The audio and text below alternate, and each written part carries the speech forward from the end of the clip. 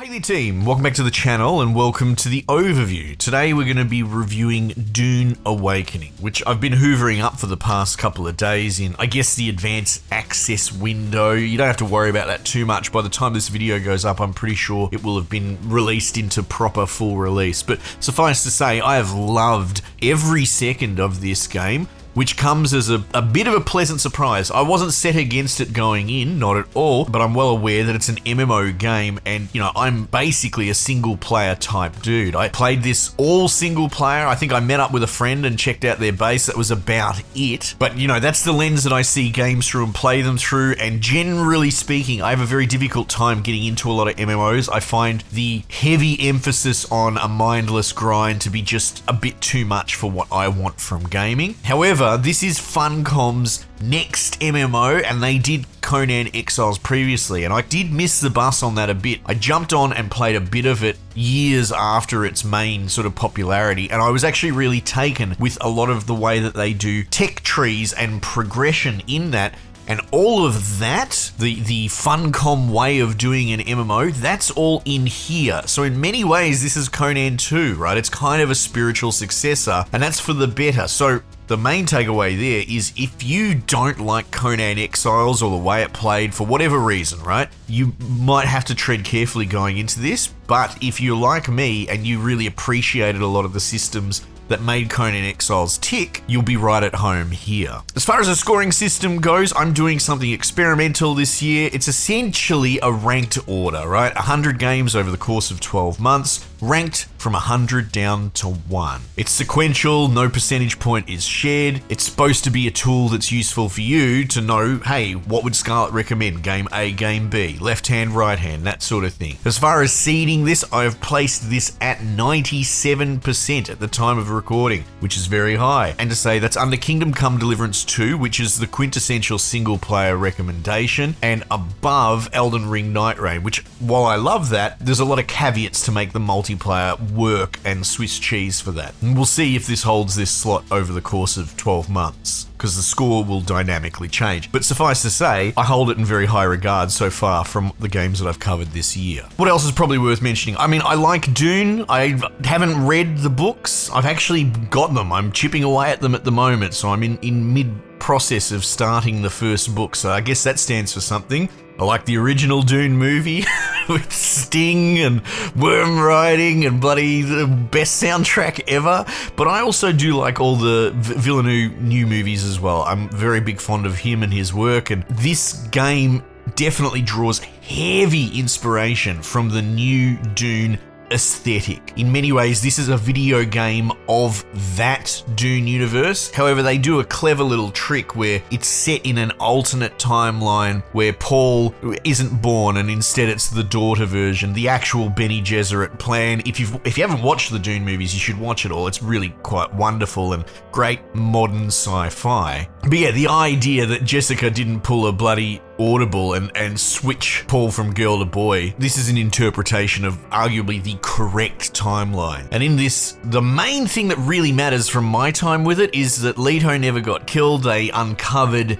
the plot against him, and so the two houses are still in full swing, and you have this thing called the War of Assassins, which is a backdrop for the PvP component of this game. So you essentially have two major power players in this version of the universe vying for Arrakis. It's a good framing for the mechanics that they're trying to get going here, and you can kind of pick column A, column B. Speaking of, I picked the good guys, the Harkonnens, and I made my Frank Dune man straight out of the gate, which is basically just some preset Harkonnen dude, but I gave him a respectable mustache, as one should. I find the Harkonnens just to be very interesting and unusual, and, you know, like the Atreides are generic good guys, that's fine. 90% of people are going to go them because that's how their fantasy works. But I like the idea of these pasty, bald dudes, and I went to Harko City, which is their main hub, and it's miserable and dark and edgy, and I don't know, I think it's kind of cool, right? So there's sort of the dark side of the Force if this was a Star Wars MMO. But yes, it is based in and around that Dune aesthetic specifically. It's probably really worth taking a moment to talk about that. Graphically,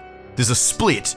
There's kind of the in-world assets, terrain, that sort of thing. What do they call it? Lumen, all this new technology that's starting to come to the front for creating worldscapes, and it's incredible. This, from a perspective of landscape generation, I don't know what else you want to call it, rocks, things like that, desert textures.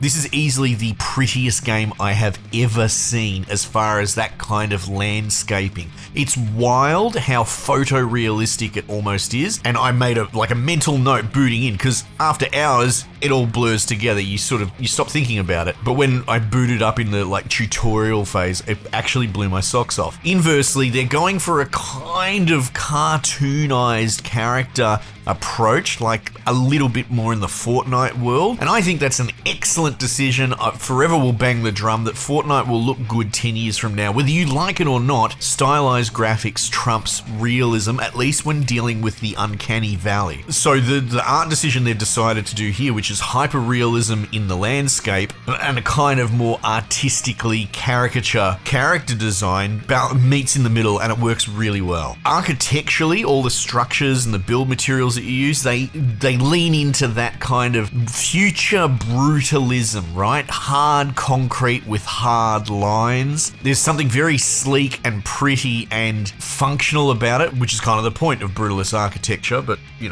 I'm not going to give you a lecture on that. And you see it in other people's little shacks that they build, and the dungeons that you go into that are really well handcrafted and designed, and just I think the entire world is so beautiful, which is a really big tick in the box, because that's not normally the range of an MMO. It's almost the other way around, at least in popular MMOs these days, right? Where the focus is more about sexy characters with big tits, and you buy, costumes to make them look sexier and all that sort of stuff, and it becomes more fashion police. This is kind of the other way around. In fact, I'll take a moment to talk about that. I think that's what I really like about this MMO, is that it's not really super multiplayer focused, at least from what I've played. Admittedly, the time I put into this is a drop in the ocean. For those not across it, I put a cap on the time spent with a game of 18 hours. I'll come back and play it more, but you're going to have games like this, which are 500-hour grind fests. I need to stop and make a video at some point, so I stop at 18 hours. It's an arbitrary number.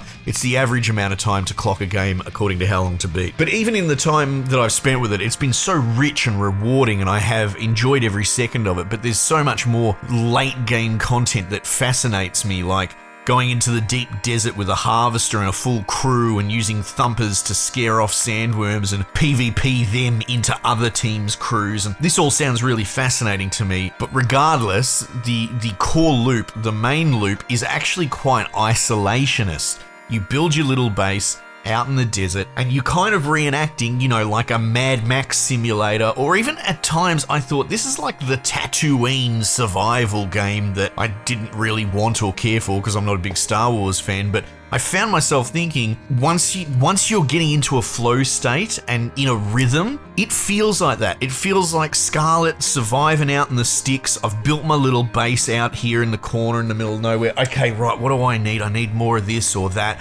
I saved up a little bit of money. I might be able to buy one of those rare blueprints. All right, so I'm going to make a trip into the main city, and that in itself is a big deal. I've got to make sure my car's repaired and fueled, my little buggy. All right, I've got to plan a route over the open sand because the sandworms are fucking everywhere, and that's a whole other thing. But like, you get into this survivalist mindset of making sure you're packed for the journey, and the risk is there. I mean, I need to talk about the sandworms. It's so cool. I got eaten by a sandworm, and it fucked my game up so bad, and I kind of love it. This game can be quite brutal. If you die, you can, corpse run back and grab all your gear back if you need to. But if a sandworm eats you, that's it. You come back naked, man, and you have to start again from the bottom. And the nature of the grinding through the different tiers and tech levels means that if you don't really have any backup gear, which I didn't, I'd been recycling everything as I went, and, you do get set back to stage one, but fascinatingly, I enjoyed the reset grind of,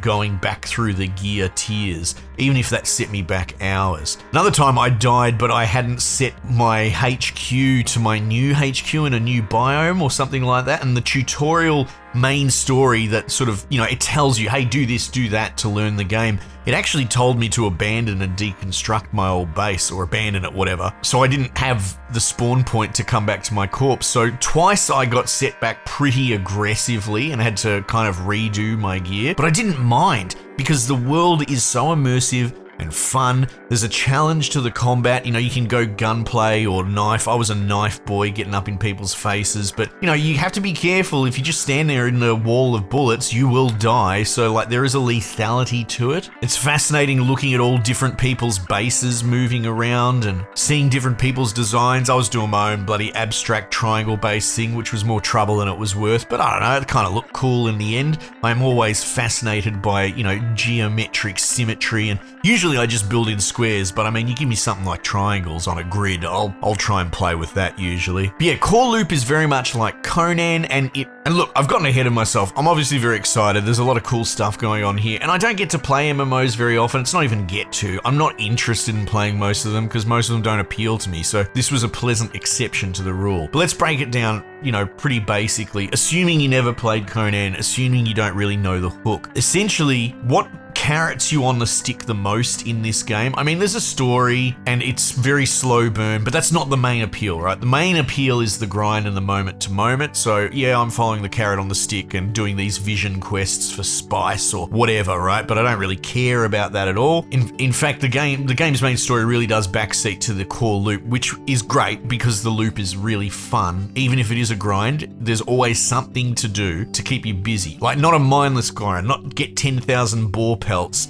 making you roll your eyes. It's like, go grind for this, cool, got that, upgrade it, get the next grind, boom, boom, boom. You're always moving around, there's a dynamism. I can assume that later on the grind will get worse because nature of the beast, but there will also be a sunk cost component at that. If you are already captured 20, 30 hours in and loving it, you're probably not going to mind that the game starts to lengthen its grind window. But yeah, ultimately you're driven, carrot on a stick, by the tech tree and in turn crafting. There is a kind of helpful, at least tutorial that goes for the first couple of hours, and that's self-contained, and the game locks you to that. Like, you can't unlock peripheral technology until you finish that tutorial. I think that's a great way to start this, especially if you have no idea. Maybe you're a Dune fan, but you don't like MMOs or know much about them. Following that carrot on the stick is the best way to do it, because the amount of technologies and tiers and different categories is pretty overwhelming. This navigates you through all the mechanics, from crafting to base building to getting your first car and how you can construct that, put it away, and there's a whole water mechanic, a heat thing. If you stand out in the sun too long, you'll get sunburnt and you lose a lot of water. Sucking blood with a machine out of people's bodies and bringing it home to process it into water,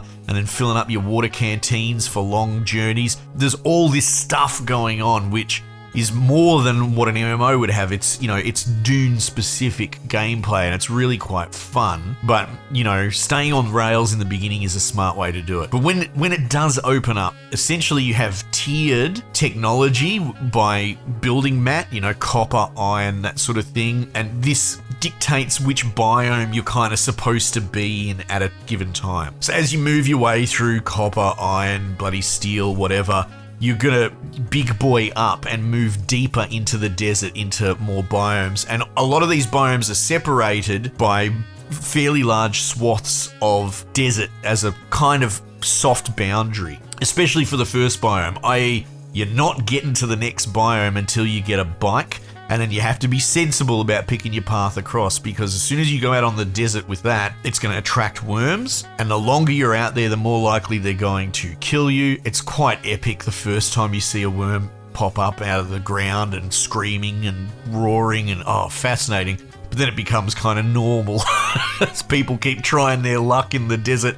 They're just constantly cruising around and popping off. And the worms seem to do sort of patrols, and I think you can actually get caught if you're just unfortunate in your timing and there was one really nearby when you go out. I came very close, like I was barely on the surface of the sand, and one kind of zipped up immediately. I was very lucky. And I've got footage of one run where I really risked it for the biscuit. It was like 1.5 kilometers of open sand, and the thing jumped up, and And once it goes up and does its exploding animation out of the sand, then it goes into chase mode. And that is terrifying. That is terrifying. This giant penis thing is coming at you, and you notice that it goes faster than you by a lot. Faster than me with my booster and all that, and I basically just drove straight into a rock face to get out of the way of it. And it was thrilling. One of the coolest moments of just gaming this year. But when I did get caught by a sandworm, it was a combination. I got caught by there's Sardaukar ships that are patrolling, especially at nighttime, with like lights, and they can energy shield lock you in place. And that combined with a worm was the end of me. I got kind of trapped. You mix this in with things like drum sand and that sort of stuff, which is really loud. So you have to plan in kind of real time, because you don't have a great waypointing system, how to navigate the open desert. But that's the border of biomes, generally speaking. Within a biome, there'll be these kind of mesa islands. It's almost like a island hopping seafaring game, but the sea is the sand. And that's how you spend a lot of your time, is hopping from area to area, and those areas in turn, because worms don't go up on the rocks, is where people build their little houses as well. So it creates this really weird world that is just fascinating to live in and navigate and be part of. There's lots of little scavenger camps all over the place, higher tier, more society ones that will have intel, and that's kind of where I'm at the moment. I'm grinding intel to unlock more tech in my tree.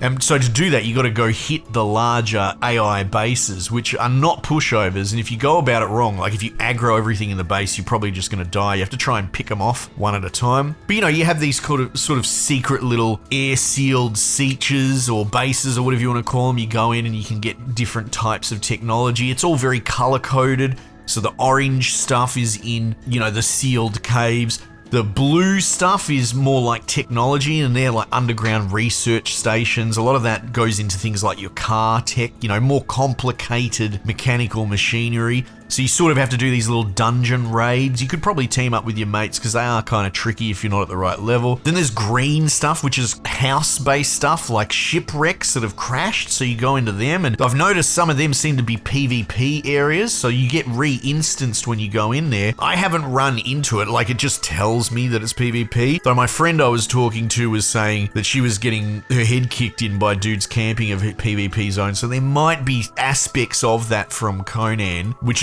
was one of my big complaints with Conan. In the PvE areas, people would actively build out and block off resources with their buildings because they weren't raidable. And PvP, it would become aggressive bully raid tactics on the server.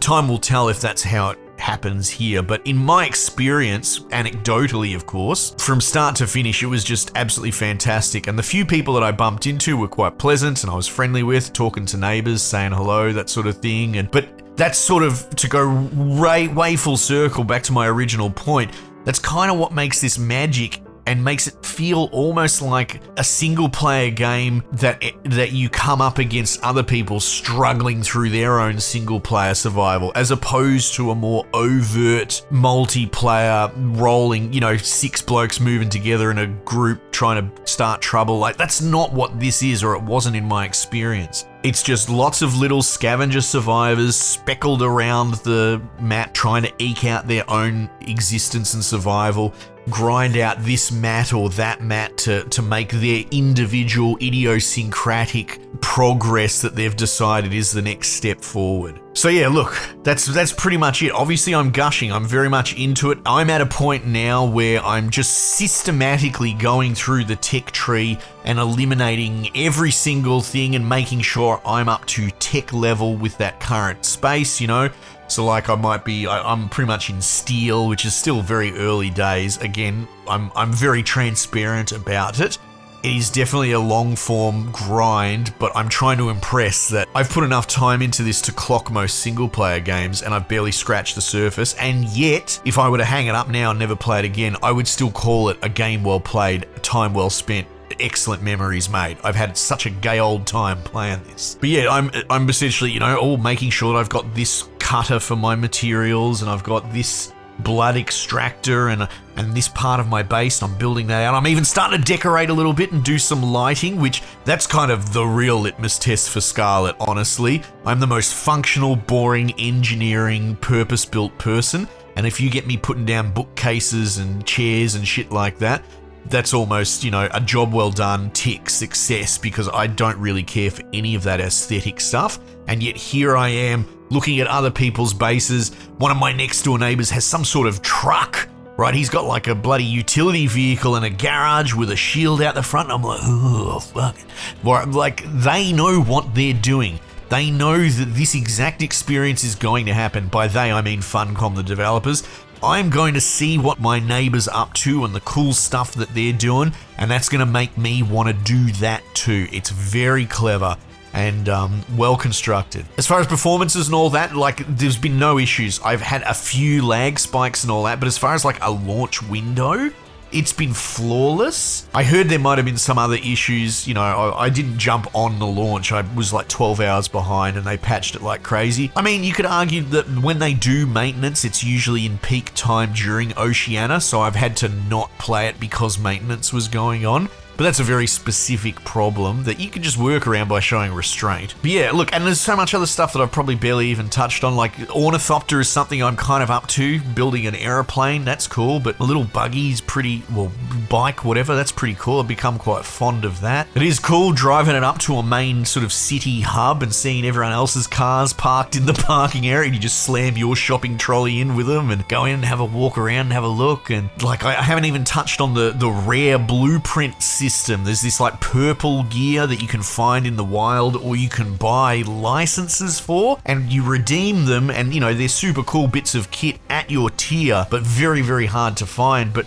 say you build the license for it, that's it. You only get one Imperial license. Who cares? It's a gaming mechanic. So then when you get eaten by a sandworm and half your purple gear was in that thing, because that's exactly what happened, bad luck, man. You're gonna have to source those licenses somewhere else to get that super rare gear. And to be honest, I understand that on paper, saying that might be enough for people to go, nope, hate that, I don't want to play it. I'm trying to impress that sort of mechanic, while handled poorly in most games, would be a problem. Like that sort of hour-long setback to recoup and build back up to your position would be like a no-no, cross in the negative column. I'm trying to tell you that, if anything, it makes this world feel more fun, more lethal, more believable, like when you are going to try and hop to another biome between two areas because you're like, I don't want to pay $2,500 for the helicopter to take me. You have to really, am I going to risk my gear? I might die here. I might accidentally clip drum sand, get caught by a patrol, frozen and eaten by a handworm, and that's it. I'm going to lose all my stuff. And that lethality that's present, not ever present, but that you have to reconcile, I think is really quite wonderful, and it just made me hunger more to keep playing this game. Anyway, look, I don't want to waffle. Obviously, I hold it in very high regard.